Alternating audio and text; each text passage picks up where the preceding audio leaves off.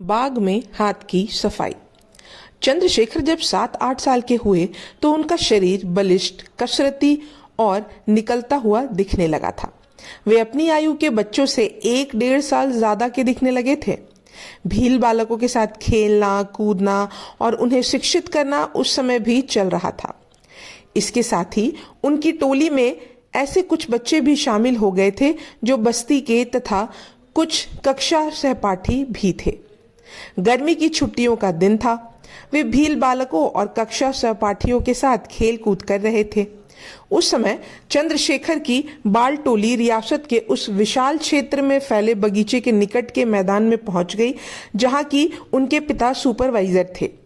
आम के पेड़ों पर लगे हरे हरे आमों की टहनियां बाल टोली की जीवा पर पानी लाने लगी थी। आमों पर एक के बाद एक की नजरें जमती गई और उन्हें खाने की ललक बढ़ती गई। वे कुछ आगे बाग के घेरे तक दबे दबे कदमों इस उम्मीद पर बढ़ाकर गए कि शायद हवा के झोंकों से 2-4 आम गिरे पड़े हों, पर निराशा हाथ लग गई। एकदम बाग के किनारे आम वृक्षों की छाया में पहुंचकर आम का स्वाद चखने की लालच और बढ़ गई। जीवा स्वाद तृप्ति की ललक इतनी बढ़ी कि पहले तो एक दो ने ईंटे की टुकड़े उठा लिए। लटकते आमों पर निशानेबाजी का प्रयास शुरू हो गया। आम टूटकर ना गिरे तो मन और भी ललचाया। अंततः इस बात पर कानाफूसी होने लगी कि आम कौन तोड़ कर लाए। बाल टोली में नेतृत्व की भूमिका चंद्रशेखर निभाया करते थे। बच्चों ने कहा, इस काम को चंद्रशेखर ही कर सकता है। बच्चों के कथन को बांस पर चढ़ाने की संज्ञा दी सकती थी। चंद्रशेखर बांस पर चढ़ गए। उन्होंने बाग की बाउंड्री के झाड़ झांक कर हटाए और दबे कदमों अंदर घुस गए। सारे बच्चे सांस रोक देखते रहे। उनके देखते देखते आनन फानन में चंद्रशेखर तड़फड़ एक पेड़ पर जा चढ़े। सटासट आम तोड़कर बाहर फेंकते रहे और बच्चे दौड़ दौड़ कर उठाते रहे। बाग के बाहर बच्चों की भाग दौड़, उधम चौकड़ी की आहट अंदर रखवालों को मिल गई। वे समझ गए कि बच्चों द्वारा आम की चोरी की जा रही है। आवाजें लगाते, जमीन पर लठ फटकारते आहटों की दिशा में दौड़े। चंद्रशेखर ने औरों से पहले रखवालों को दौड़कर आते देख लिया था। वे तेजी से उतरे, ऊपर से कूदे, झाड़ झंकार कूद फांद कर पार किया और तब तक रखवालों के हाथ आ पाते बाल टोली के साथ 9-2-11 हो गए। रखवालों का इरादा दौड़कर बच्चों को पकड़ लेने का था, पर एक ने चंद्रशेखर को पहचान लिया था। वह खुद झटके से रुकते हुए अन्य से बोले, पीछा करने और पकड़ने की आवश्यकता नहीं। बच्चों का सरदार तिवारी का सुपुत्र है। तिवारी जी से शिकायत ही काफी रहेगी। कहने वाले ने बढ़कर बाउंड्री के हटे हुए झाड़ झंकार ठीक किए और अन्य रखवालों के साथ लौट पड़ा। उधर तबीयत भरकर आम पाने वाले बच्चे हंसते खिलखिलाते, उछलते कूदते हाथ आए आमों का नियमित समझ खुश होते हुए नदी किनारे पहुंचे। आमों की चेपी नदी के पानी में धोई और खाने बैठ गए। जी भरकर खाने के बाद भी 2-3 आम बच गए थे, जिन पर नेतृत्व करता चंद्रशेखर का हक समझकर उन्हें सौंप दिया गया। बचे आमों को जेब में डालकर चंद्रशेखर घर पहुंचे। घर पहुंचते ही कमबख्ती सिर पर सवार मिली। पंडित सीताराम तिवारी तक इस बात की शिकायत पहुंच चुकी थी कि उनके सुपुत्र ने बाल टोली के साथ आम चुराए हैं। वे क्रोधित थे, रोष में भरे हुए थे। दोपहर के खाने के बाद समय था। पत्नी बार बार खाना लगाने की बात पूछ रही थी। तिवारी जी कुछ देर बाद कहकर टाल रहे थे। उनकी दृष्टि रह रहकर मकान के द्वार पर डट जाती। उन्हें मालूम था कि चंद्रशेखर दोपहर का खाना खाने घर जरूर आएगा। वे उससे निपट कर ही उस समय का भोजन लेने की बात मन ही मन तय कर चुके थे। कोई आध घंटे की प्रतीक्षा के बाद साहिबजादे के घर में कदम रखने की आहट मिली। चंद्रशेखर ने प्रसन्नता से भरे हुए भाव में नित्य की तरह मां को खाने के लिए आवाज लगाई।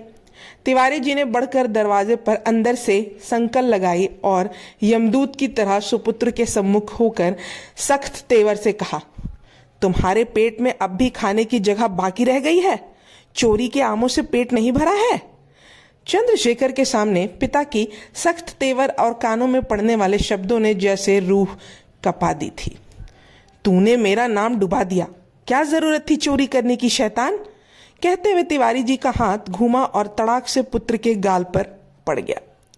पिता की मार क्या होती है यह चंद्रशेखर ने पहली बार महसूस किया था।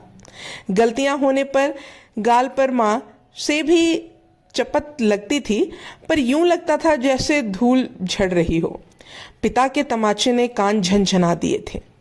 कान में आवाज साए साए कर रही थी। पिता पुत्र के बाल थाम उसे और भी तमाचे लगाकर आम चोरी का सबक सिखाने वाले थे, पर पहले ही तमाचे के साथ मां दौड़कर सामने आकर पुत्र रक्षा में पति के सामने दीवार बन गई थी। इसलिए दूसरे तमाचे का अनुभव चंद्रशेखर को ना उठाना पड़ा। मां ने पुत्र को छुड़ाकर अपनी आंचल की छांव में छुपा लिया था। पति क्रोध में भरे हुए उसके लाडले की करगुजारी बखान कर रहे थे। क्यों रे, क्या जरूरत थी हम जोलियों के साथ आम के बगीचे में घुसकर रखवालों से नजरें बचाते हुए आम तोड़ तोड़ कर अपने साथियों को खिलाने की। रुक कर मां ने पुत्र को ताड़ना दी। अब तो चोरी नहीं करेगा। चंद्रशेखर ने आंसुओं के साथ नाव में गर्दन हिलाई। कान थाम कर बोल कि आइंदा चोरी नहीं करेगा। मां ने अपनी ओर से निर्णय दिया। चंद्रशेखर ने मां का निर्णय स्वीकार करते हुए कान पकड़े चोरी ना करने के शब्द दोहराए। इस तरह तिवारी जी का क्रोध कम हुआ। मां की ममता का चैन आया। दिन पर दिन गुजरते गए। रखवाले के सामने से आम। चोरी से आम तोड़ने की घटना के कुछ दिनों बाद ही घटना है। तब आम पेड़ों पर पकने और बाजार में बिकने के लिए भेजे जाने लगे थे। अन्य बच्चों को आम खाते देख चंद्रशेखर का मन ललचाता था। उन्होंने अपनी मां के आम खाने की इच्छा व्यक्त की। मां ने कहा, तेरे बापू से कहकर मंगा दूंगी। जगरानी देवी ने पति से कहा भी, पर तिवारी जी नियम के ऐसे पक्के थे कि वे जब तक दीवान जी की ओर से डाली रूप में आमों का वितरण रियासत के कर्मचारियों में ना होता था, वे बगीचों के आमों को हाथ भी ना लगाते थे। अन्य रखवाले पक्षियों के कुतरे हुए हवा से गिरे हुए आमों को उठा उठाकर ढेरी लगाते और खुद खाते, अपने घर वालों को भिजवाते। तिवारी जी को भी वे नजर भेंट करते, पर वे ठहरे नियम वाले इंसान। उनकी नजरों में उनका काम अन्य रखवालों पर नजर रखना था। अन्य पर नजर रखने वाला खुद नजर भेंट कैसे स्वीकार कर सकता। वे साफ मना कर देते थे। कहा जा सकता है कि उसूल के मामले में अजीब इंसान थे। परिवार के 2 सदस्य आम के बगैर तरसते रहते थे। बाग के गिरे पड़े टोकरे भरकर आम इधर से उधर होते रहते थे, पर तिवारी जी उन्हें छूना पाप समझते थे। कहा जा सकता है पिता की व्यर्थ का उसूल चंद्रशेखर के गले से ना उतरा। उन्होंने जब देखा कि मां ने बार बार पिता से आम खाने को कहा, उस पर भी पिता ना लाए, तो एक दिन वे खुद बगीचे में पहुंच गए। उस समय तिवारी जी किसी अन्य काम से कहीं और गए हुए थे। उन्होंने बगीचे में जाकर शालीनता से रखवालों से अभिवादन किया। कुशल क्षेम पूछ अपना कुशल क्षेम बताया। रखवालों ने आवभगत की। अच्छे अच्छे आम खाने को लाकर उनके सामने रखे। चंद्रशेखर ने चख कर खाया। चलते समय रखवालों ने घर के लिए भी कुछ आम उनकी माता के लिए बांध दिया। ऐसा सिलसिला कई दिन चला। एक दिन तिवारी जी को घर में काफी सारे आम रखे हुए दिखे तो जिज्ञासा के साथ पूछा, ये आम कहाँ से आए? चंद्रशेखर लाया है, पत्नी ने उत्तर दिया। कहाँ से? अपने पति को क्रोधी स्वभाव जगरानी देवी जानती थी। उन्होंने टालने वाले अंदाज में कहा, शायद किसी बाग से। तिवारी जी का माथा ठनक चुका था। पुत्र को फौरन तलबी की। उसके सामने आने पर पूछा, आम कहाँ से लाए हो? राज उद्यान से। साथ ही चंद्रशेखर ने बेझिझक कहा, चोरी कर नहीं लाया। फिर किस रूप में लाए हो? राज्य उद्यान के कर्मियों ने खुद से दिया है। वे आते जाते अपने और दूसरे बच्चों को देते हैं, मुझे भी देते हैं। कुछ वही खाता हूँ, कुछ घर ले आता हूँ। तुम नहीं सुधरोगे। तिवारी जी को कुछ ना सूझा।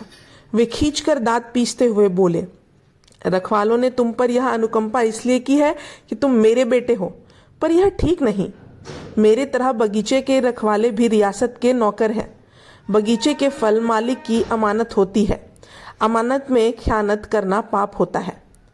पत्नी को पति की यह बात जरा भी ना भाई। वह उनके कथन का विरोध करते हुए बोली, आप भी जाने कैसी बातें करते हैं। इस तरह तो पेड़ों से गिरी पत्तियां भी मालिक की अमानत होती होगी। इसका मतलब उन्हें मालिक की आज्ञा के बिना ना उठाया, ना जलाया, ना फेंका जाए। वे सड़ती और बदबू करती रहीं। उनकी वजह से पेड़ों में कीट लगकर उन्हें नुकसान पहुंचाते रहे। यह कहाँ की समझदारी है? अरे फल खुद टूट कर गिरते हैं, तोते काट कर गिराते हैं, आंधी पानी से भी गिरते हैं। उन्हें उठाकर समेटा ना जाए तो सड़ेंगे, उन्हें उठाकर किसी को दे दिया जाए तो पेट में तो पहुंचेंगे, उठाकर फेंक दिया जाए तो व्यर्थ ही जाएंगे, बल्कि सड़कर बदबू पैदा ही करेंगे। रुक कर आगे कहा, अजीब है आपके उसूल की बात। यह उसूल नहीं, सनक है।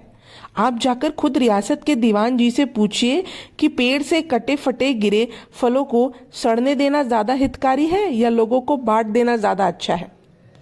पंडित जी ने पत्नी की तर्क कुतर्क पर चुप्पी अख्तियार कर ली, पर उनका दिल ना मानता था कि रखवाले जो करते हैं सही करते हैं। उनके मन में रह रहकर सवाल उठता था कि पेड़ से खराब अव्यवस्था में गिरे फलों की आड़ में अच्छे फलों को भी शामिल कर बेईमानी की जा सकती है, पर उनकी सोच को कोई सही हल ना था। रखवाले जो परंपरागत रूप से करते आ रहे हैं उस पर ना तो वे रोक लगा सकते थे, ना ही उसकी शिकायत ही दीवान से की जाती थी। काफी सोच विचार और जानकारी हासिल करने के बाद उन्हें स्वयं आभास हुआ कि इस तरह की व्यर्थ शिकायत दीवान से करके वे खुद हास्य के पात्र बन जाने वाले थे। बावजूद इन बातों के उन्होंने पुत्र को ताकीद कर दी थी कि वह राज्य उद्यान की ओर जाकर अन्य बच्चों की तरह वहां से पेड़ से गिरे बंटने वाले फल ना खाए। गुरु शिष्य का मामला। चंद्रशेखर की बचपन की स्मृतियां में एक स्मृति को खासी चर्चा मिली है, वह गुरु शिष्य की है। यह घटना उस समय की है जबकि चंद्रशेखर प्राइमरी की शिक्षा पूरी कर जूनियर कक्षा की पढ़ाई कर रहे थे। जैसा कि प्रथम कक्षा से उनकी पढ़ाई का हाल था, प्रथम आते थे, उस समय तक भी वे पाठशाला में पढ़ाई में श्रेष्ठ शिक्षार्थी थे। पाठशाला में अच्छे विद्यार्थी होने के बावजूद तिवारी जी ने अपने पुत्र के लिए घर में आकर ट्यूशन पढ़ाने के लिए पाठशाला के मनोहर लाल त्रिवेदी नामक अध्यापक को रख लिया था। मनोहर लाल त्रिवेदी ऐसे अध्यापकों में से थे जिनकी सोच थी कि विद्यार्थियों के लिए छड़ी का इस्तेमाल आवश्यक हथियार होता है। छड़ी रख दी जाए तो विद्यार्थी को बिगड़ते देर नहीं लगती। छात्र की ओर से गलती हो या ना हो, वे उसकी पढ़ाई में जबरन गलती निकाल कर छड़ी से पिटाई करना जन्म सिद्ध अधिकार समझते थे। तिवारी जी ने छड़ी के बजाय मास्टर त्रिवेदी के लिए बेत की व्यवस्था कर दी थी। इस बात को साफ तौर पर कह दिया था कि गलती करे तो बेत से पिटाई करिए। मनोहर लाल त्रिवेदी को जैसे मनचाही मुराद मिल गई थी। कहा जा सकता है कि वे ऐसे अध्यापकों में से थे जिनके हाथ में इस बात की खुजली हुआ करती थी कि वे विद्यार्थी की गलती निकाले और पिटाई करें। मनोहर लाल त्रिवेदी अधिकार प्राप्त थे कि चंद्रशेखर गलती करे तो बेत से पिटाई करे। कई दिनों तक यह सिलसिला चलता रहा। चंद्रशेखर सहन करते रहे, पर एक दिन ऐसा भी आया कि व्याकरण पाठ के किसी मादा पक्षी के लिए त्रिवेदी जी ने पुल्लिंग का इस्तेमाल कॉपी में लिख दिया।